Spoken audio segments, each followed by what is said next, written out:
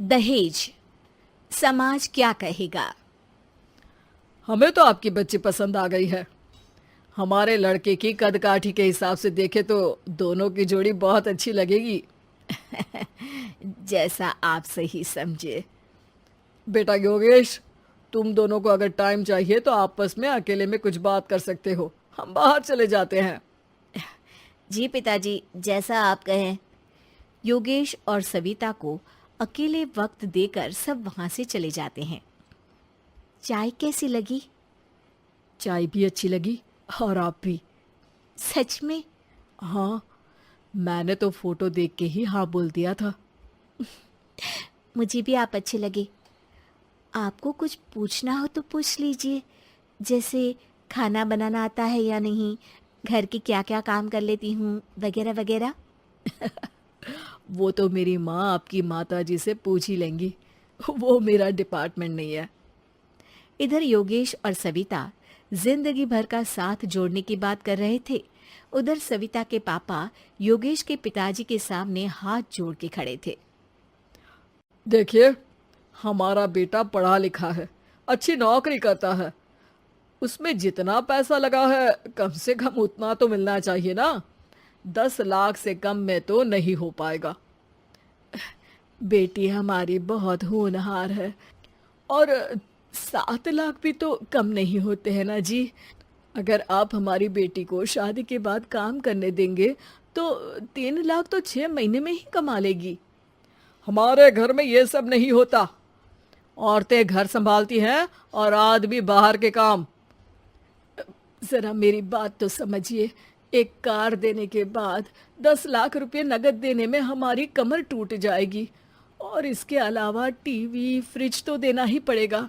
शादी की तैयारियां, मेहमानों की पूछ परख, बारातियों का स्वागत। बेटी की शादी में बाप पर बहुत दबाव होता है जी। देखिए, हमारा बेटा कोई दुकान में रखी चीज नहीं है जिसके ऊपर हम भाव ताव कर सके और आप उसे कम दाम में खरीद लेंगे। 10 लाख से एक भी रुपया कम नहीं होगा। ठीक है, जैसा आप कहे जी, पर आधा पैसा अभी और आधा कन्यादान के वक्त दे देंगे। अरे, इसमें भी किश्त मांग रहे हैं आप? हमने तो सोचा था कि अच्छा परिवार होगा आपका। अच्छा ही परिवार है देवनाथ जी, पर पैसों की थोड़ी तंगी है ना, वरना सब ठीक ही है हमारे परिवार में जी।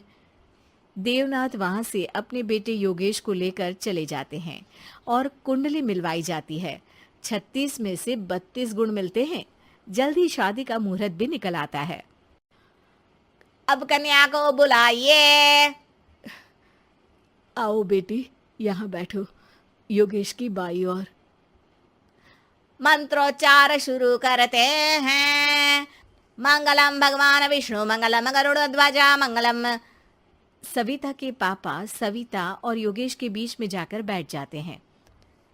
बेटी, तेरी माँ को यहाँ बैठना था, पर तेरी विदाई नहीं देखना चाहती होगी शायद, इसीलिए पहले ही चली गई।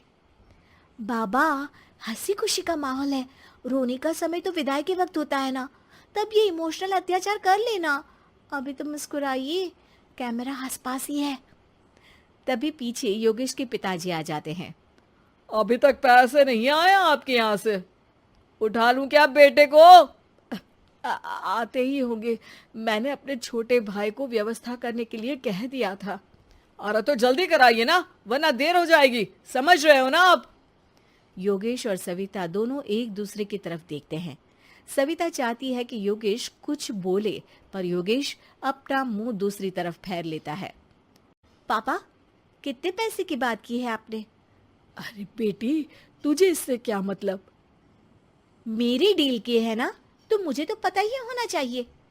कन्यादान की विधि शुरू करेंगे। तभी योगेश के पिता वापस वहां आ जाते हैं। पैसे देते हैं या बेटे को उठवा लूं? मैं आपके हाथ जोड़ता हूँ जी, थोड़ा सा इंतजार कर लीजिए। देवनाथ वहां से चले जाते हैं। तुम अपने पिताजी से कुछ कहते क्यों नहीं? उनके सामने कोई आवाज नहीं उठाता। ऐसा नहीं है, कोई तो उठाएगा ही। तभी वहां सविता के चाचा एक बैग लेकर आते हैं और सविता के पापा को देते हुए कहते हैं, 9 लाख ही हुए। आत्माराम इशारा करके योगेश के पिता को वहां बुलाते हैं। क्या?